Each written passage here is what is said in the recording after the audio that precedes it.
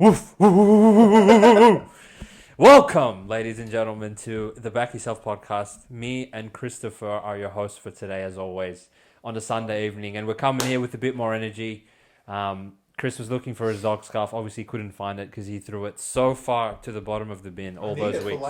However, they have fallen at the might of my Cowboys, who I put under duress. Your Cowboys, huh? And they get us home by half a point in that one. You literally hate Cowboys. I don't hate him right now, do I, mate? No, and you don't either. No, but I don't. in saying that, I think where this was a week, in my opinion, in my memory bank, that will go down as the week that I think our luck turned around and our bets turned around to go with it. It's been a little while since we've tipped, six correctly, one incorrectly for the round, but such is punting that the lowest of lows that we felt after Queensland got killed in Game 3, and just 4 days later, we're sitting here after tipping some good winners and feeling good about ourselves. So with that, Chris, welcome, my friend. How are you feeling for this one, mate? 19 rounds in the books. Yeah, we're 1.5 points away from a perfect round. And the top 8 is really shaping up after, I want to say today's games really shaped the top 8 a lot and got a run home. But speaking of top 8, it was definitely not in the first game. So we can start with that. I think they're not neither allowed. one of these teams should be allowed to play again for the rest of the season, personally, in my opinion, because the Canberra Raiders hosted Chanel Havers-Tavita's New Zealand Warriors in this one. And look, for those of you, and I know there's not many that will follow Wotes FC, coming up in about 48 hours from now, you already know who the captain's going to be, because in a game where I think I generally come on here and blow up that why the fuck did our team score more tries and lose anyway, because we lost the goal kicking for the 50th time in a row. The shoe was on the other foot in this one, and I really don't think it needed to be, based on how the game started, with Raiders coming out possessed and Warriors coming out half asleep. But it's probably worth mentioning that this game opened at a pick'em situation. Tuesday, team lists come out. Everyone sees Fogarty in there. Everyone sees Hudson Young back in there. Everyone sees that Warriors have no players because Tohu Harris is out for the season. Montoya's still out. Johnson's still out. Metcalf's still out. Somehow, there were some question marks over Capel and Barnett, who both ended up playing. But I think what I was saying on Tuesday was, how the fuck's Capel going to play knowing that he's going to play 80 minutes in Origin the night before? 2 nights before, sorry. And I don't know how he played. And scored. But even then, still pick him on Tuesday. Only come Thursday morning does this get to -3/4.5 randomly for no fucking reason. But if you're on Premium, we looked after you, we took good care of you. We gave Raiders out at Pick'em, and I was thinking at 14-0 after Hudson Young's second try, yes, he scored 2 in the first 20 minutes, and they took the penalty goal. They looked like a completely rejuvenated team with Fogarty pulling the strings.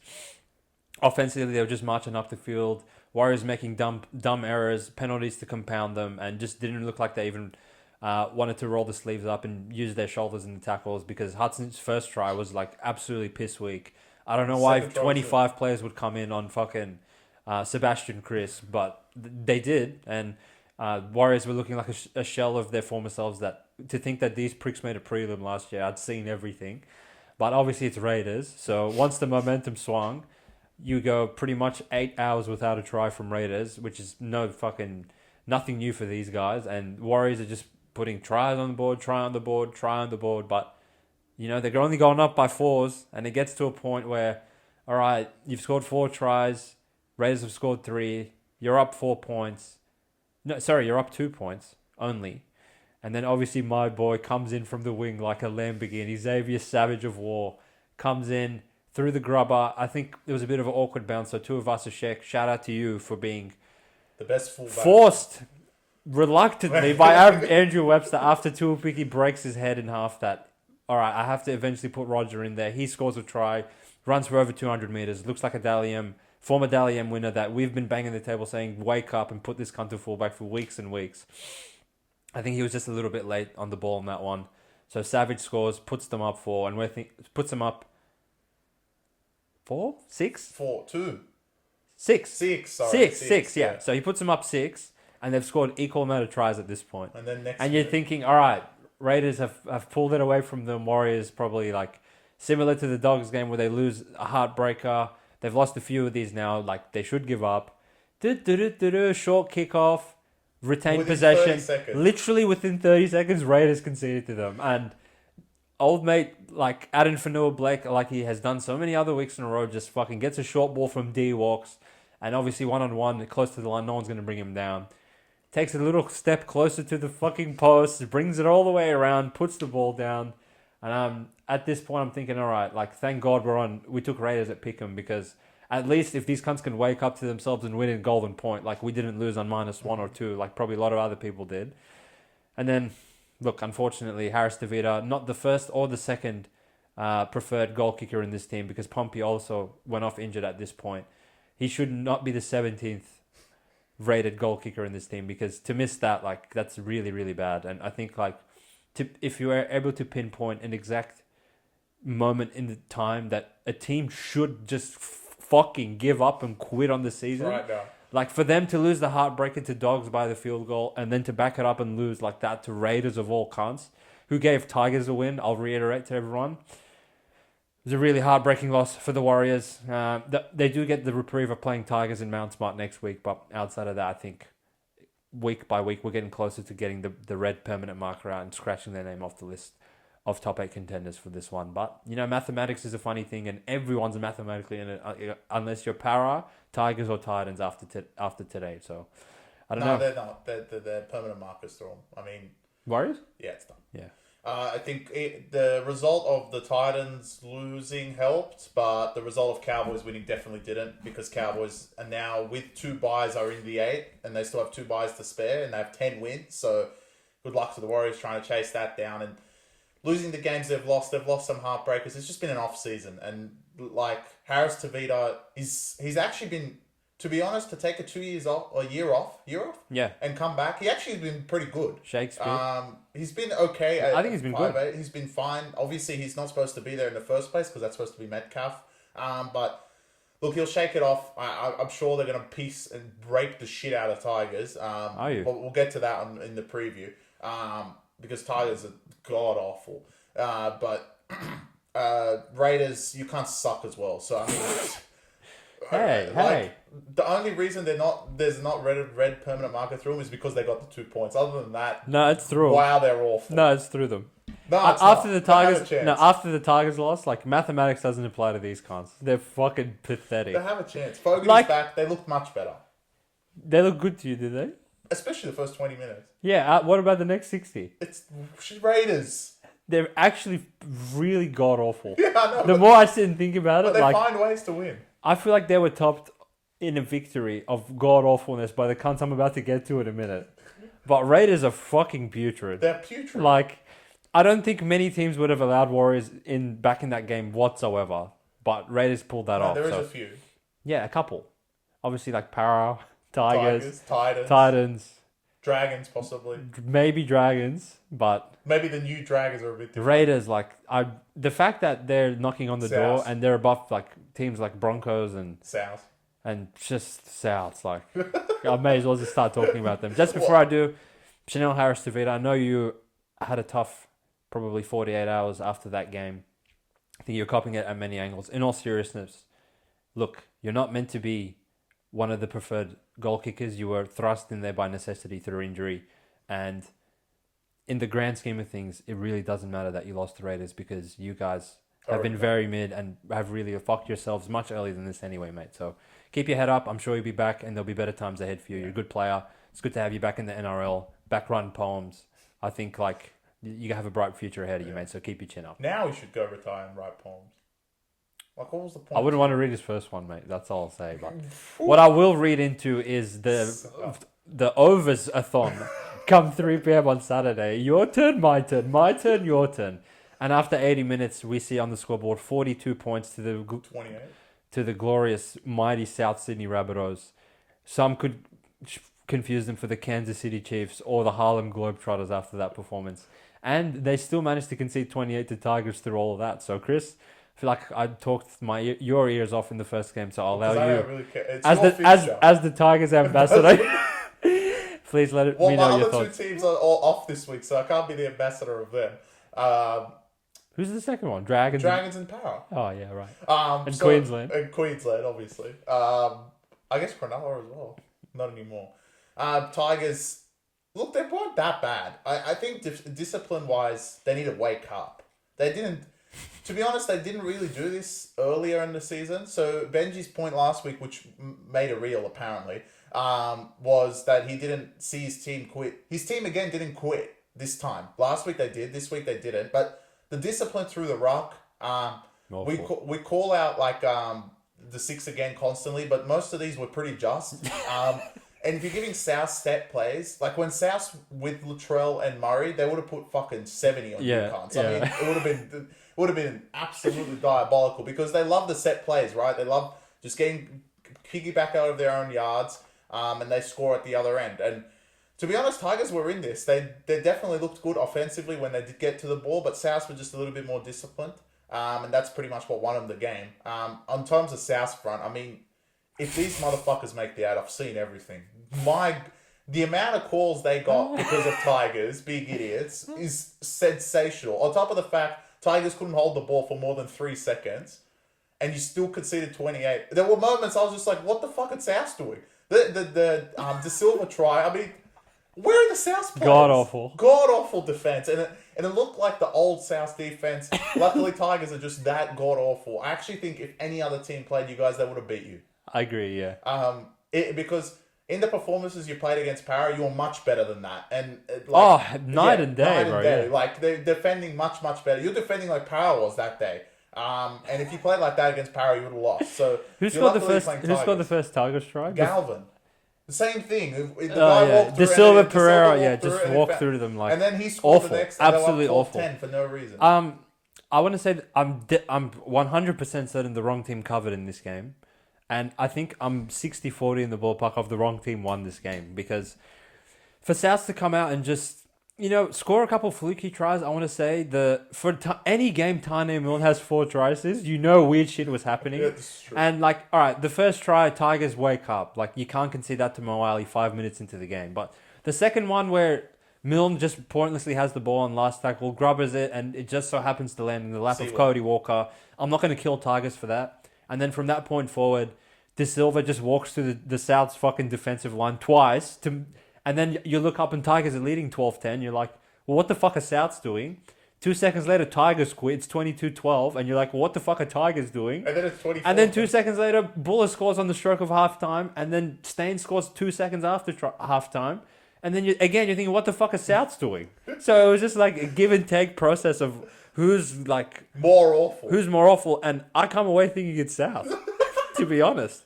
Well, Souths have got hope, right? But look, everyone thinks with Souths, I give them a little bit of reprieve, right? Because you're subtracting so many good players from this roster. Cam Murray, Latrell Mitchell, obviously they're 2 best players by far. Campbell Graham, Tavita Totola, Isaiah Tass, all these cunts haven't been there for such huge stretches that they can't really afford to lose out on Latrell and Murray at the same time. So I'm actually really scared to watch them next week without both of these players again. But who are they playing? When both of those players are there, Jai Arrow obviously he's died as well. But for Latrell and Murray, I think when Souths have both of them, they're competent, they're okay. I want to put a lot of this blame at the shoulders of Jack Wyden, even though he's one of my favorite players. Of pretty much as long as I've been watching footy, I think he has not really added much to South since he joined, besides a bit of ticker and heart, execution and attack. At the 5'8" position, at the centre position, he just really hasn't given them much at all. So a lot of that falls on the shoulders solely of Cody Walker at this point, who's 33, 34 years old.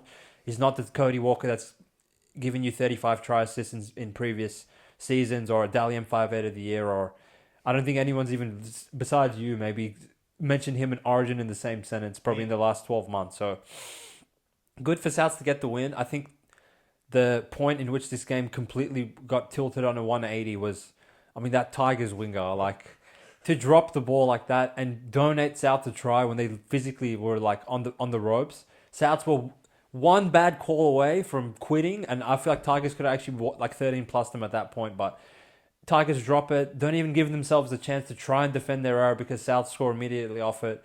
And then miss the hip drop, obviously gets sin binned because they have to keep the streak of Tigers getting sin binned going every single week. What's that, 15 sin bins on the season in how many games played? 17? 17.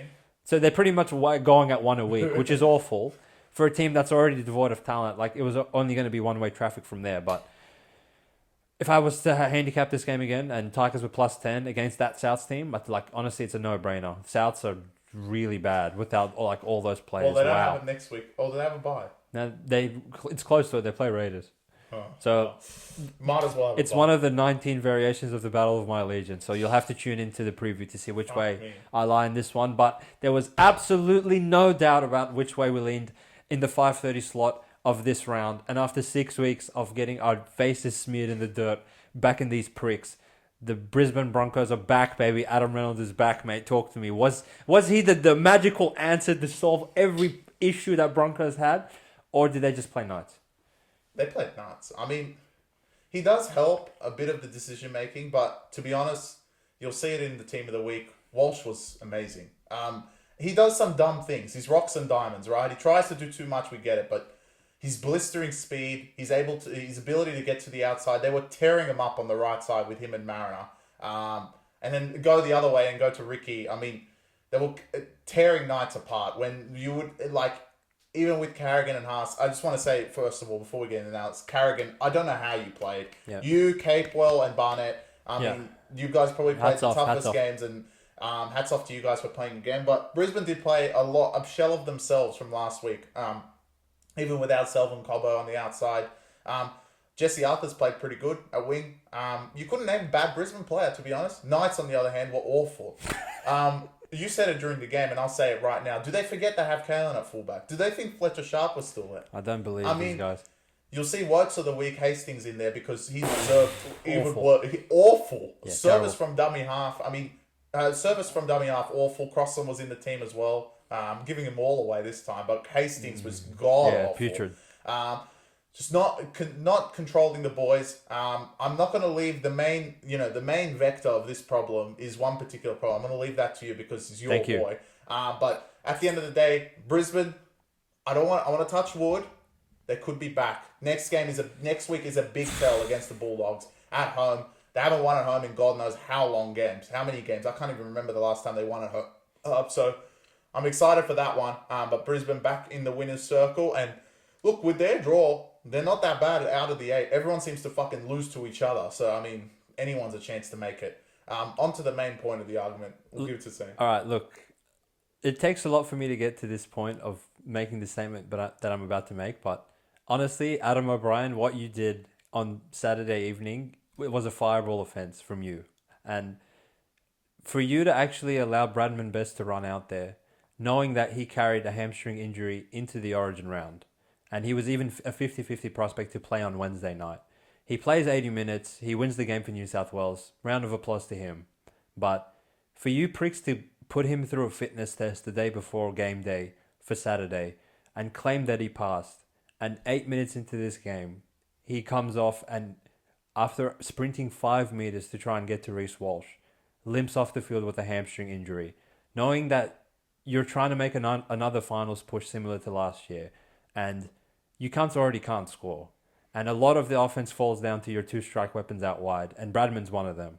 And for you to not put your body in front of the club, forcing Bradman Best to go out there on one leg, knowing that he's going to get injured in 2 minutes, and claiming that he passed the fitness test is truly shameful from you. And honestly, I would consider it a fireable offence for you to allow Bradman to go out there and ruin his season by doing his hamstring 3 days after playing an Origin decider in Suncorp. So you need to fucking wake up to yourself, in my opinion.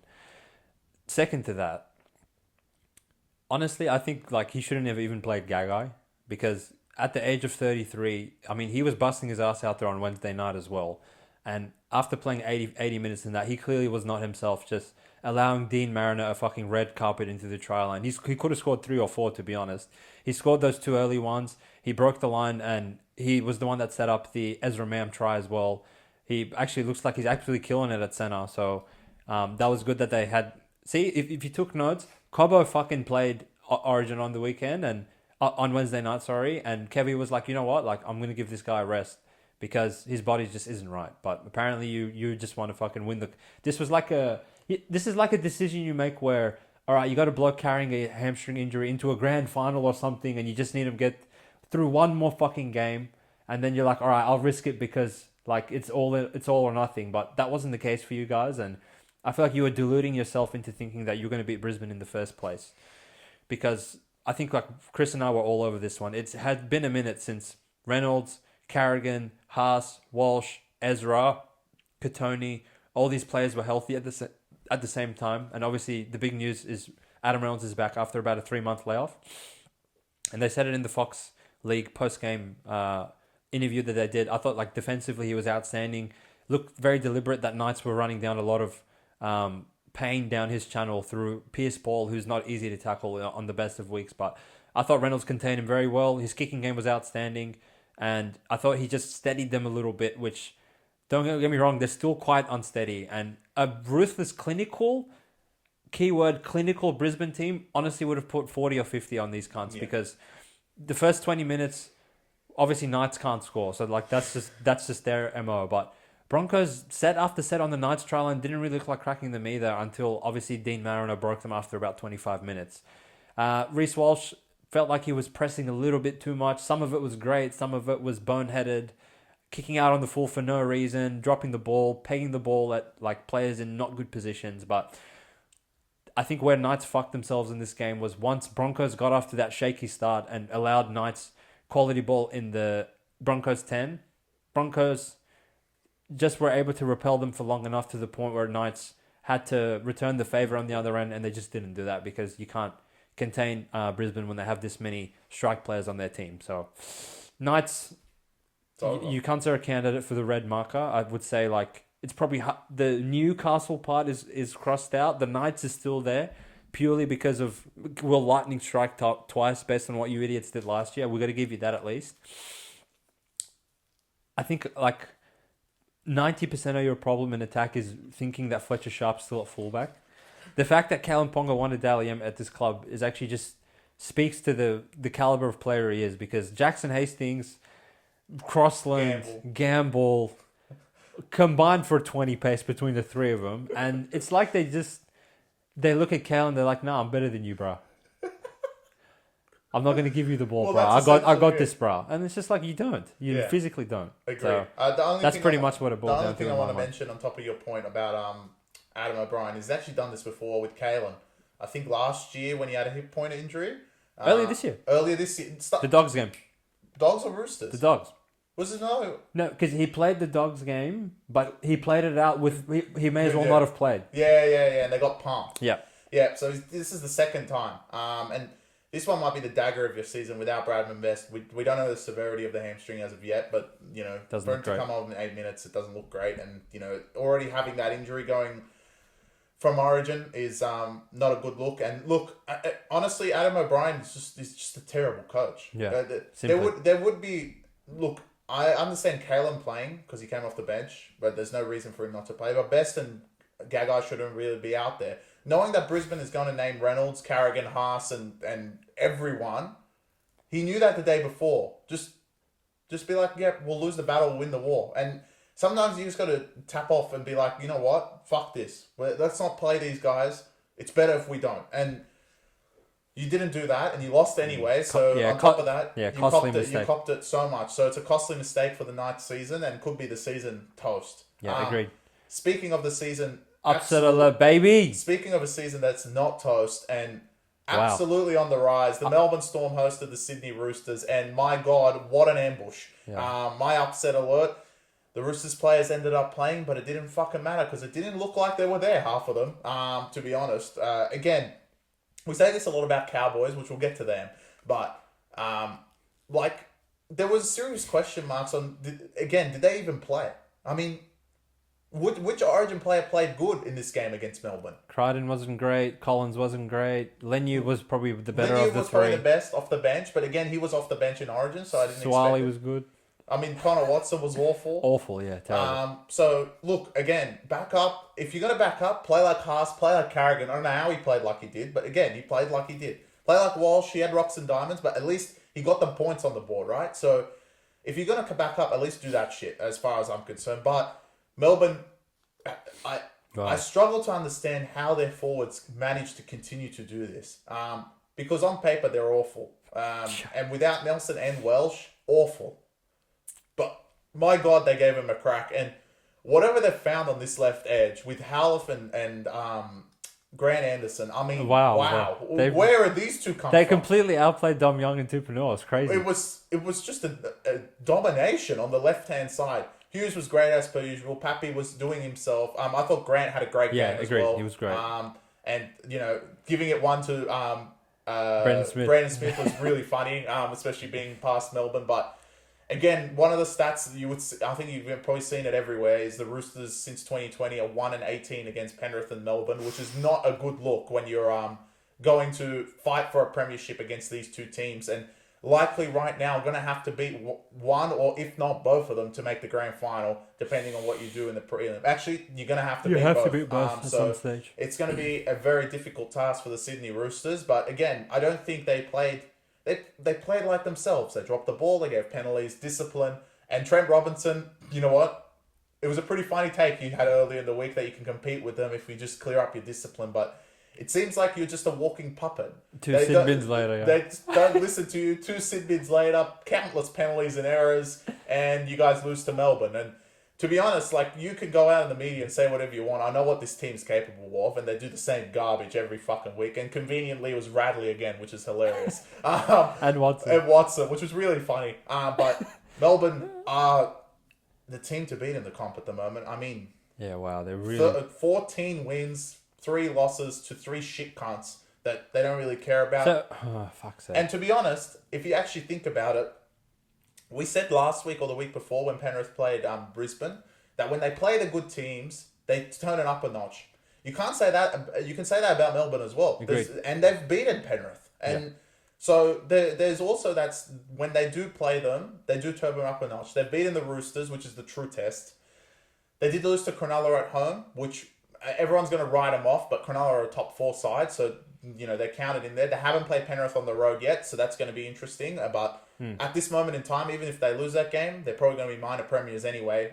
They've jumped out to a lead, and now I think it's just conservation, win the easy games, and conveniently they probably have one of the easiest next week. Yeah.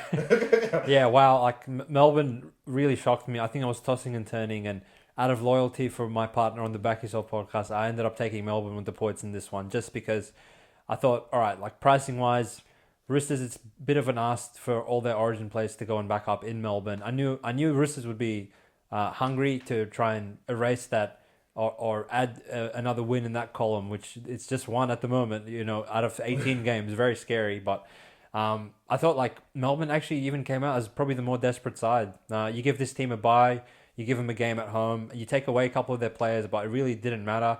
Howarth and Anderson legit look like fucking not Sonny Bill Israel Folau and Greg Inglis from back in the day. I don't know, like, what possessed these guys. And I want to give Grant Atkins a shout out, and I've really, like, seldom to do that, but I thought he called a good game in terms of, you didn't see those, like, all right, if you watched that game at 7:30 and you watched the Cowboys game 10 minutes ago, like, it's like 2 completely different officiated games. No, like, pointless 6 against. There was a couple. No pointless ones. No pointless penalties, just piggybacking the teams out of there. And even if they were a bit slow to get out, I think he let the players decide the game. And that's what I really appreciated from watching that game. It was very refreshing for me. And if you think to Melbourne's early dominance, there was no, like, 6 again try. There was no penalty to give them good field position. They broke the line clean. Just Harry Grant broke it for that Grant Anderson try. Hughes broke it earlier for the first try they scored through Howarth. They had another one where I forget who on the left-hand side of the field just went straight through him, and Tedesco made a great tackle to bring him down. But for them to be able to break down the Roosters D that comfortably, even minus Munster and Nelson and all these players that early into the contest, I thought, like, really shows that Melbourne on their day can legit just pull apart any defense in the comp that if they're on song, like, they're very scary to play them. So I thought this was probably one of the most impressive wins from any team in the season in my eyes, and I really don't subtract too much from Roosters because I just thought Melbourne were on a completely another level to them, and I don't think anyone, including Penrith, could have gone to Melbourne last night and gotten a win, simply put. So, yeah, and shout out to you, Chris, for tipping them upset alert, mate. It's good to have you in the win column, and it's fucking beautiful. It's great to have an upset alert win, and again, team coming first as underdogs at home, and obviously Magic Round was a little bit different, but I was scared of Cronulla that day. And again, the form team falls of the Sydney Roosters, which always puts a smile on my face, because at the end of the day, I know what these bums are. And now they're really with the pack with everyone else. And there's one particular team who's they're not next. Fuck, I really want to talk about Manly. But we'll make this a quick one. We'll make this a quick one because who gives a fuck? Honestly, it was a fantastic game. And Nathan Cleary is... Take a bow, son. Welcome back, son. Yeah. I mean... It's the Iceman. I say it every time. I said it in Origin. It's going to be hard to drop Moses, but what he did today, it's going to be an absolute tussle for who gets the 7 jersey next year for New South Wales. But Nathan Cleary basically put the team on his shoulders. As far as I'm concerned, they were absolutely putrid. Panthers? Or putrid. Yeah, they're awful. Pre-game for Dolphins to be 10 points. It was literally how much Cleary was worth. If Cleary wasn't in this team, Dolphins would be picking. No. Wow, that's scary to think that they would... I'm genuinely thinking we would be picking. No, that's scary to think that without Cleary, these cunts would have been like -4 or -6. Nah. They would be, I swear to God. But it should be more. It should be 10. Literally, it should be 10. They literally had nothing. They literally had nothing. Obviously, Ivan Cleary rolled the dice and was like this close to rolling snake eyes. Luckily, his son saved him. Agreed. Because... to have 3 losses between Cowboys, Dragons, and Dolphins all at Blue Bet on Origin rounds either before or after would have been awful. And every time you've been at least -6, if not more, in these games. And 12, and 10. Them all. Yeah. 12, double digits in all of them. Double digits in all of them, and they didn't cover this one. Dolphins, look, I think this is a backbreaker for your season, to be honest. I actually thought you gave it 200% and still came out the other side being like, we can't fucking just beat this one guy, right? They beat him across the park. In that first half, Hammer Time looked untouchable. I mean, the defense on that right-hand side for Penrith was just awful with Alamotti and Tunga. I mean, someone needs to get to someone. And even like during play, like you would think the Penrith forwards would really dominate the Dolphins forwards. I didn't see that at all. The Dolphins forwards definitely stood up and had a crack, and the outside backs, I mean, from 1 to 7, it's not just that they're not sound anymore. They're actually good. Yeah, and, fuck yeah. The meters out from yardage, the kicking game of Katoa. Nikorima, I thought he got an injury, but he didn't. He was all right. He played great. And Hammer Time just brings that explosiveness X factor. Their 1 to 7 is great. They're 8 to 13. Obviously, they have some injuries. They have players coming in next year, which is huge for them. But they lose Wayne. But honestly, he's developed this team to be very competitive, and they did not deserve to be -9 or -10, whatever they were on this day. But they unfortunately don't get the 2 points, which it will tell next week because they play another team that is on the fringe of the 8 as well, and on this much close to quitting after today. But they're also on the fringe of the 8, so we'll see what the mentality of the Dolphins is. Knowing Wayne's side, they're not gonna go down. They're gonna go down trying regardless. But I think this one was a big backbreaker for them. It's hard to be that close to being the defending 3-time champions and still losing to an absolute field goal from Cleary, who just took it. I have a few comments on the 3-time defending champions. And look, fool me once, shame on you. Fool me twice, shame on me. Fool me 3 times. Punters, wake up. Wake up.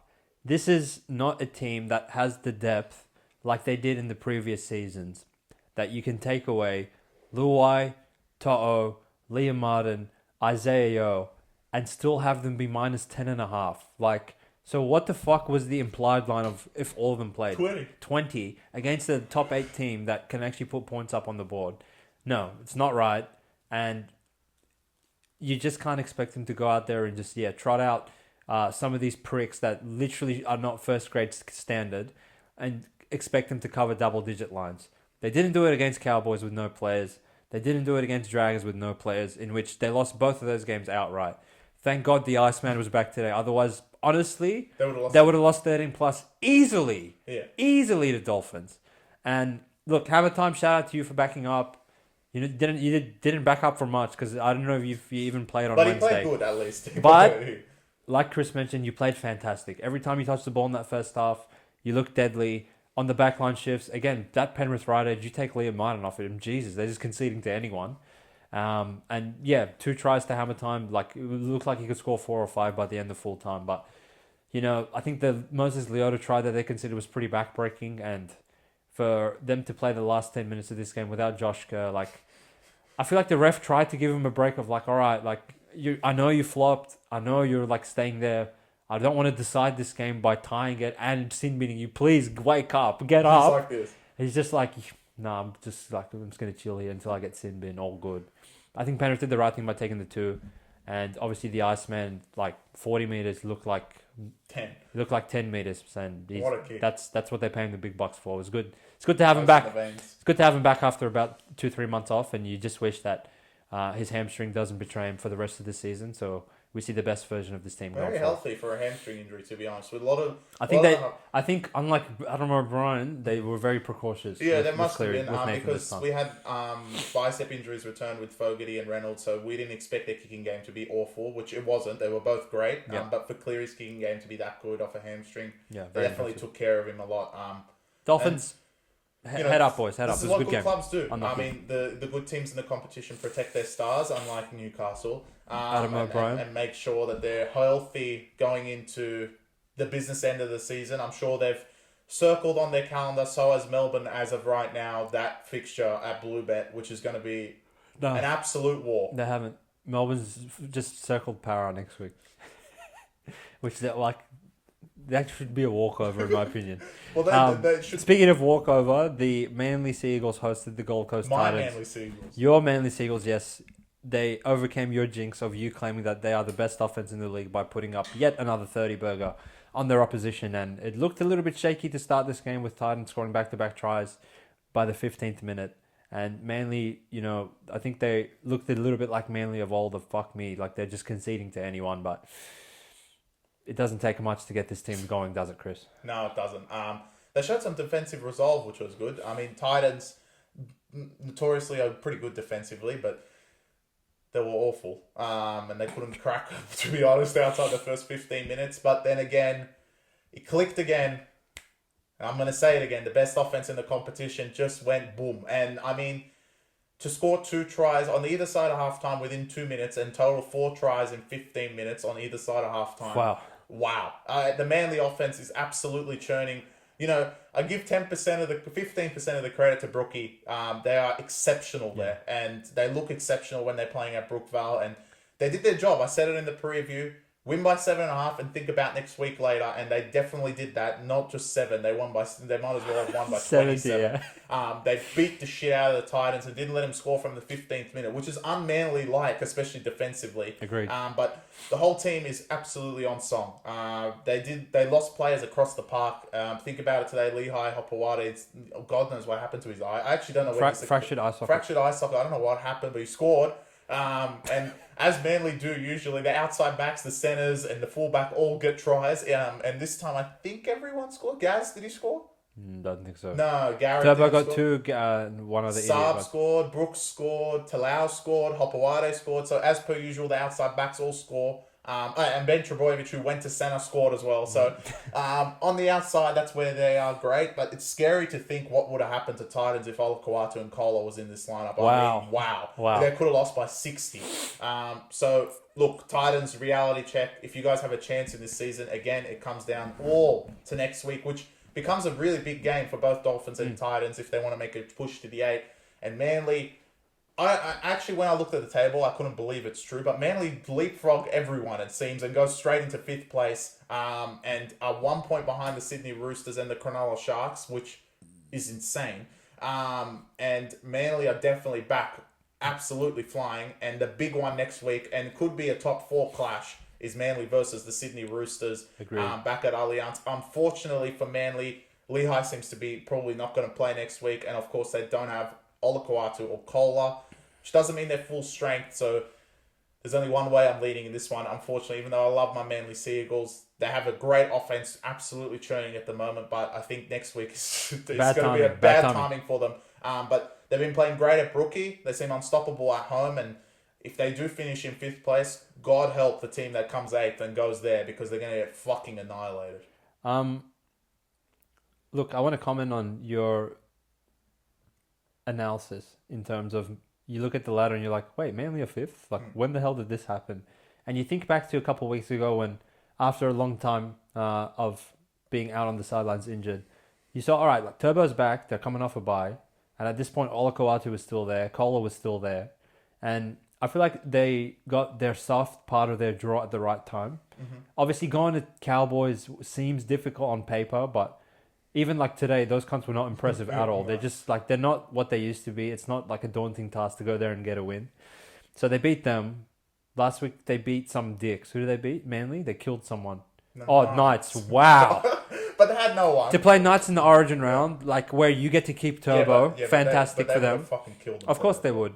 And then today you play Titans, who, as good as they've been playing, they're just like, they're never a chance to go to Brookvale and get a win, right? So you did what you did, and I don't want to retract any credit from you guys because you've covered every spread quite comfortably, actually, in the last couple of weeks. You beat Cowboys as underdogs, you beat the piss out of Knights, and you beat the dog shit out of Titans. So you did what you meant to do. I think all that's given you an opportunity is to go and build yourselves into a potential top 4 push, as Chris has been mentioning. I know next week's not easy going to Allianz, knowing that you beat this team in round 2 and they're coming off a loss to Melbourne. But, throw in Raiders, Warriors, Tigers, these sort of pricks to end the season, and there's no reason why you can't go 5-1, 4-2 maybe, and you'll see where it takes you by the end of the season. So I think like Manly doing a lot of good things. Today they did a lot of fantastic things. With the ball in hand, if you told me, look, they're going to score 36 against Titans, I'm not going to blink an eye at that. But to hold them to 8, that's pretty good. Yeah, I know, man. That's pretty good. Not like that. I mean, they usually would win this game 40-20 or something like that. Yeah, 42 to 26 or something. Yeah, bullshit, right? I mean, that's a Manly way. But actually, you made a good point that they have a bye straight after this Roosters game, and then they have really 3 piss easy games. I think they play Warriors, Raiders, Tigers. I'm pretty sure. Wow. And then go to Bulldogs and Sharks as their last run, Correct. which is not too bad. The last 2 games obviously a little bit more difficult, especially where Dogs are going to be after this week. Probably right on their coattails, if not right in front of them. Now, Dogs are easy to beat. But the Manly Seagulls really have everything to throw at the Roosters. They have nothing to lose really this week coming other than injury, so just don't get fucking injured. But Manly at the moment, because they're in 5th place, have a very interesting task that they can throw everything they can at the Roosters. If they can't beat them, they can't beat them. They're going to finish in the 8. But if they do beat them, they're a shout for the 4. That's a very big 4-point swing. 4-point swing for the Sydney Roosters as well. But I wish Olakau'atu and Kola were there because this would be an absolute spectacle on Saturday night to see Manly go out and try and get a spot in the 4, which where they were and the way they were playing, especially at the start of the season, I think they played well, but that Para loss in round 3 was definitely a backbreaker to lose to them for no reason. But they definitely turned it around from there, and Brookie has been a big part of it. So Manly, my dark horse of the competition, are definitely high and flying. Let's see what they can do next week. Speaking of a team high and flying, has finally fallen. I don't have the scarf. But the Bulldogs have sensed defeat, which seems like the first time I've said that in a long time. They've been defeated by the awful Cowboys at home. You're under arrest. Congratulations. Thank you, brother. We both won on upset alert. Cowboys, they couldn't fuck me 2 weeks in a row. Cowboys Thank you, couldn't boys. fuck you 2 weeks in a row, but they aren't good. But they did enough, and I think this is one game that the talent finally beat them. And to have someone like Dearden just be able to walk through the line is just something Dogs just don't have. And to be honest, Dogs could have won that game 18-14, but the skill of an Origin 5'8", who played great on Wednesday on a losing side, to just get through the line and be able to get past Reid Marnie, who probably watched him train all week for at Queensland camp and saw that play a million times of him running the ball. But the strength of Dearden got him through. And then Purdue, one of the back yourself favourites, I want to say, because now he's really getting us on our good books. They're backing up. He's 100% better than Vilea. Yeah. But into context of the game, Dogs just did what Dogs do. And this time it didn't fall in their favour. The Cowboys were not great, but they did enough to win the game, and they fired up at the right times. Honestly, they didn't play great for like 40 minutes at least. Half that game they were awful. Cowboys? Yeah. What was the 40 minutes they played good? Yeah, exactly. So what I'm saying is they probably played worse than 40. I'm giving them 40 minutes. But Dogs, look, I think the talent got to you. And now that you slip to 6th, I think fourth place is still 2 points away, but I think it's a stretch, especially with a game that my eyes are wide open, and honestly, I'm scared for you guys next week. It's going to be an absolute tell, and again, it will be up to Brisbane to show how good they are, and if they are a top 8 team, what they can do against the Bulldogs. But Cowboys, look, they're going to make the 8 because they have 10 wins, and out of their next 7, they have 2 byes. So they've got 2 wins already in the bank. So they're going to probably make the 8. Not that they're good. That would be one of the worst top 8 teams I actually want to say that I actually think, you can put this as a prediction, I actually think this might be the game in the week 1 of the finals. Week 1 of the finals. Dogs maybe 7. 6v7? 6v7, yeah. I think maybe Dogs finish 6th, Cowboys finish 7th. Play them at Allianz. Round, I don't know. One or the other. I play them at Belmore. One or the other, but I think that's going to be the game. That will be the elimination game in my book, because it just seems like these two are found for each other. Destiny. So, Bulldogs, you got to defeat. Maybe it's a smell of defeat. You'll bounce back next week. We don't know, because you guys don't fucking lose. But we'll see what happens next week. And Cowboys, well, you really should win next week, but I know who you're playing. You're awful. And I know you guys suck. So, and you always lose to them. So, I mean, from what I saw from them today, I think they should lose to them. They should lose to them, to be honest. But I'm kind of disappointed in you, Chris. I feel like I was expecting a little bit more of a victory lap from you today. No. See, look, listen. The day I'll give a victory lap is when they lose to Dragons. Yeah. All right, if that is going to happen. You've just got it in your back pocket just in case. Because, look, it's a tough trip to go up there and win. It's not. Regardless. I promise you it's not. Okay, it used to be. Some teams, right? But knowing that you have Brisbane next week, it really doesn't help either at Suncorp. So these two are always in the back of the book, like, you know what, Dogs are going to lose these, right? The game they shouldn't fucking lose is that Dragons game, which Dragons now slip out of the 8 simply because Cowboys have a better point. Don't ask how. But from week 1. From week 1, literally. But that game has, literally, it's in my calendar. There's 2 games in my calendar. Penrith, Melbourne, which is up here. Like, the most creme de la creme game. And then Dragons, Dogs. Like, it's actually right underneath it. Look, it's going to be such a key game for this season. The people that have been watching this podcast long enough know that you actually have those games the other way around. So don't try and lie to anyone. Now, to get to this game, I want to say, like, Cowboys are absolutely awful. Well, I told you. They're fucking really bad, bro. I mean, just easily one of the dumbest teams in the league, for sure. And like I said, it's no wonder Todd Payton's bald, because if he had any hair on that head of his, he would fucking rip it out every week watching these pricks. Val, yeah, bro, I'll just take a hit up, drop it for literally no reason. Harrison Edwards, yeah, I'm going to come on, drop it straight away. Thank God Purdue played. Like, fuck these cunts, man. They actually hurt my head. They're so bad. Chad Townsend, I swear he gave up 11 offside penalties on his own. And he fucking wants to turn into Harvey Specter. How about you challenge something? And Finney, like, for Bailey Hayward to drop that one, how bad are you? And for Finiaki to actually knee him in the head, how dumb are you? But this is the exact moment that the Bulldogs lost this game. And Chris, you made this point for Queensland when they played New South Wales. And I'm going to make it in a little bit of a different way, but just stay with me here, all right? Dogs, they've adapted and adopted so much of what Seraldo is trying to get them to buy in. And I know what he's doing. He's building for the long run. He wants to instill in these cunts that, all right, when you see that jersey that you're wearing, it's not actually a Bulldogs one, it's a Panthers one. Play like you're a Panther. And they're playing like Panthers, right? Yeah. But there's certain opposition where you don't need to fucking play like Penrith to beat them. And Cowboys are one of those. Like, if you get good ball on the Cowboys try line, we've seen it time and time again. They will concede to you. Without you even having to lift a finger, they will concede to you.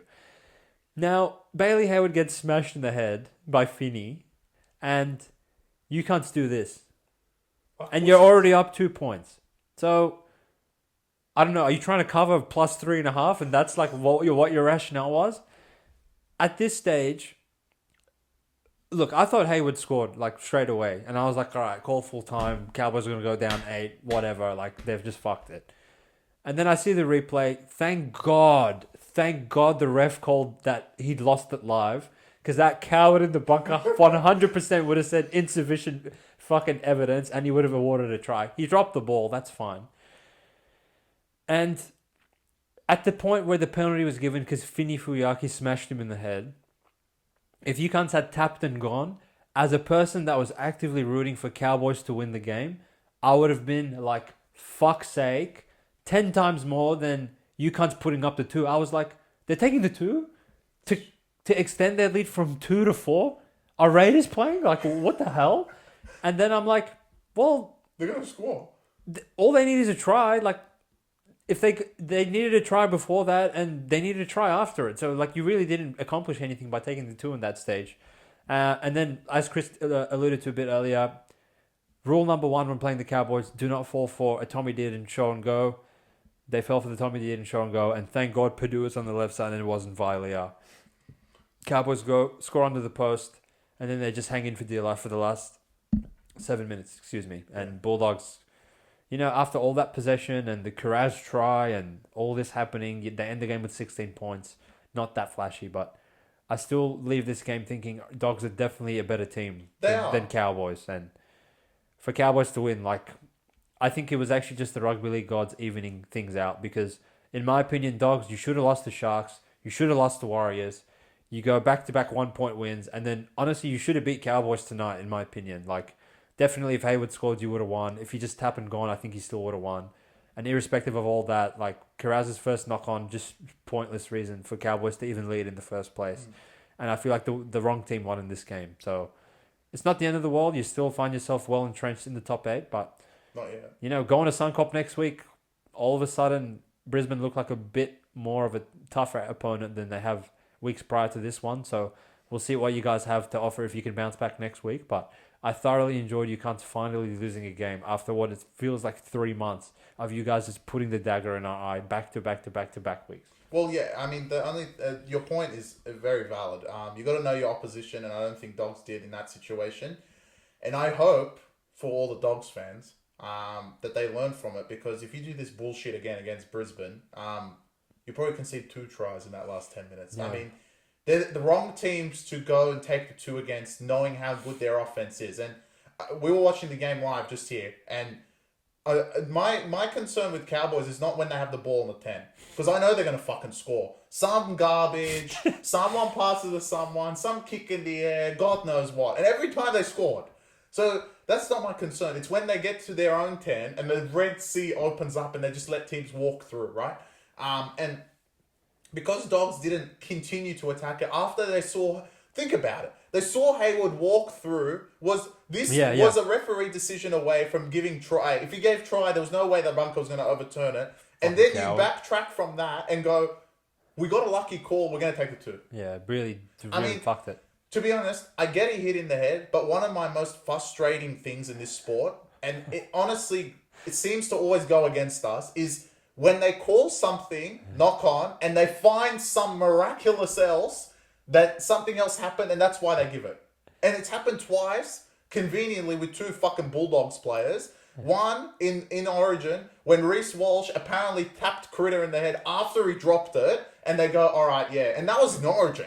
Yeah, all right, another penalty for New South Wales. And again today, he clearly drops the ball. They find miraculously that Finiaki wants to fucking knee slide like he just scored in front of the fucking Anfield for whatever reason, dickhead, and hits him in the head, and then they go, actually, wait. So we were like, what are they checking? He dropped it. And then we see this fat fuck running through and he hits his knee in the head, and obviously they give a penalty for that. But justice was served because they took the fucking 2 points, and they conceded later to a Dearden absolute dummy show and go when you thought Reed Marnie knew every trick in the book from Dearden. Must have not watched him at training. Close enough, at Origin. Yeah. Close enough, because that's all he fucking does. And the Dogs do get a loss, but next week you need points on the board against Brisbane, so wake up, because a team that can score 30 is them. So, I mean... Dogs, I feel like leave this game a little bit banged up. Obviously, Critter's arm just completely turned into a noodle for about 20 minutes of this game. Not sure how he's going to pull up from that. I think there was the knee-on-knee contact with Kickow that had him limping a little bit in this one. So, we'll see. Obviously, I expect them both to play next week, but I think it was a bit of a taxing game to lose. No, you're right. Save them for training. Go play 5 days later in Suncorp. won't be easy. And- So and- I imagine they would probably just stay in Queensland for the week then. The other thing is you're playing Suncorp at the wrong time. 3 p.m. is scary hour. I feel like that's probably Their best time. their only game where they would have a 3 p.m. slot. So it doesn't come often for the Broncos, but you know, like backyard footy is coming for you pricks. Yeah, so come we'll Saturday. see. So With the speed that Brisbane have, let's see how good they can be. But that wraps up a profitable round. 6 out of 7. We were so close. We were 1.5 points away from 7 out of 7. So shout out to Back Yourself Premium. Let's keep the roll going into round 21 now next week, which I'm already scared for because the first game's Tigers. The eye of the tiger. We'll save that for next Tuesday. All right, peace out, guys. Thanks for staying with us for 55 minutes again. Appreciate the support. We'll chat to you on Tuesday. Peace.